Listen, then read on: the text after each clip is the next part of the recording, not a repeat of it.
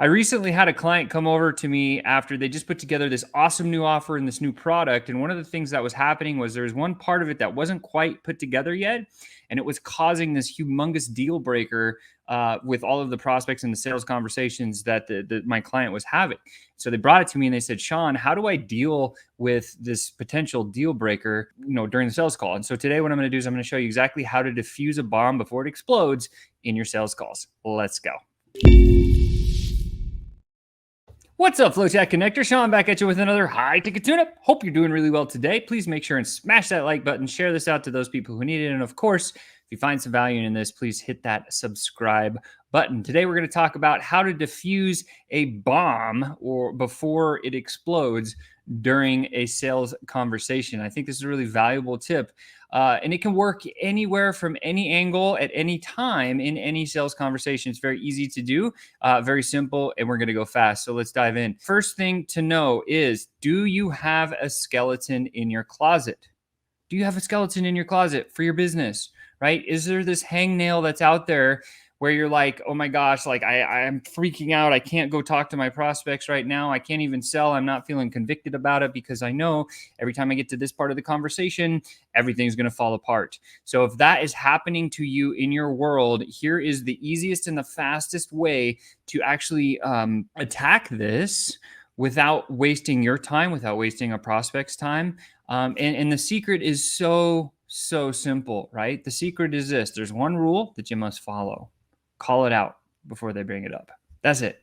Just call out the skeleton. Pull the skeleton out of your own closet and address it with them before you even get into any type of a sales conversation. And I can promise you, your prospect will respect you more, and you'll probably end up closing that deal, even if it is a big deal breaker. If it's a deal breaker, obviously it's a deal breaker. But if it's something that can be overcome before you spend hours and hours in a sales conversation, then that's what you want to do. So you want to call it out. Here's an example that I wanted to cover. So let's say, for example, your business doesn't provide local in-person service. Maybe this is very important for you in your world. And again, enter whatever example it is that you have. This is the framework that you could bring it up with. So first and foremost, as a sales pro, you get started. Hey, it's really great to meet you. I'm excited to talk about things with you. You set the rules of the call. Hey, today I want to talk about this, this, and this.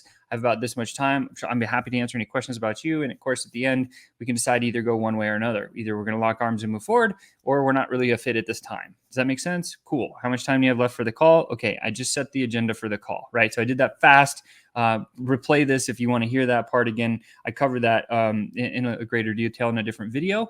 But once you've gotten past that part, you can say, listen, Mrs. Prospect, before we even get started down this agenda and before you start, there's one problem that I wanted to address before we go any further. You say, one of the problems I wanted to address before we go further, Jane or Mrs. Prospect, is that we don't actually provide local in-person service.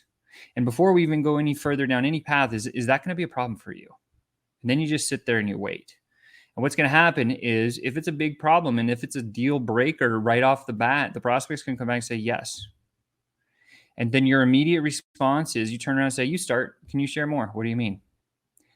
And then you play dumb. And then you just listen to them as they start to talk about why in-person service is such a big deal, or why fill in the blank is such a big problem for them, and they won't be able to get over it.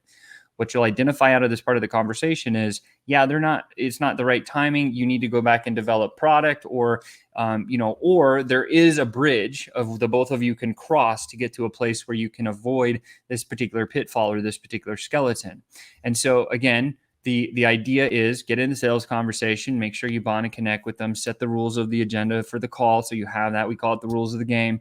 And then get in there and say, look, before we actually even get started, there's just one thing that I've been thinking about and it's on my mind, and I just want to address it before we go any further, Mrs. Prospect. We don't do this, or we don't have this, or this isn't actually a piece of our offering, and I don't know if that's important to you, but is that going to be a problem?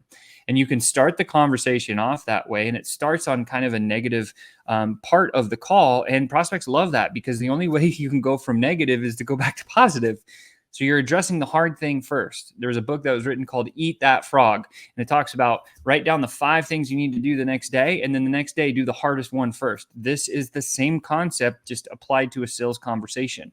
So whatever that big problem, the hangnail or the thing is like, hey, I want to address this before we even get started down this path. Is this going to be a problem? And if they say yes, you say, great, you start, tell me more. Can you share a little bit more about why it's a big problem for you? And now you're right into the conversation and there's no more fluff. And they're going to either present the objection and you can together overcome it, or it's going to be a total deal breaker and you can stop the conversation after the first 5 minutes and you haven't wasted an hour, 2 hours of your time having a sales conversation that doesn't make any sense. Okay. So quick recap for you. Again, call it out before they bring it up. It's that simple. With that said, you've just been tuned up. Hope this one was valuable for you as a short smasher. And I know that it's something that a lot of people struggle with. And I had clients that like heard this from me. They're like, oh, this is revolutionary. And what it will do for you is it will save time in your day, time in your week, time in your month. So you can do things that are more valuable and important for your business. Again, if this video provided some value, make sure to smash that like button, share this out to someone else that needs it. And of course, hit that subscribe button. I can't wait to see you next time. We'll talk soon.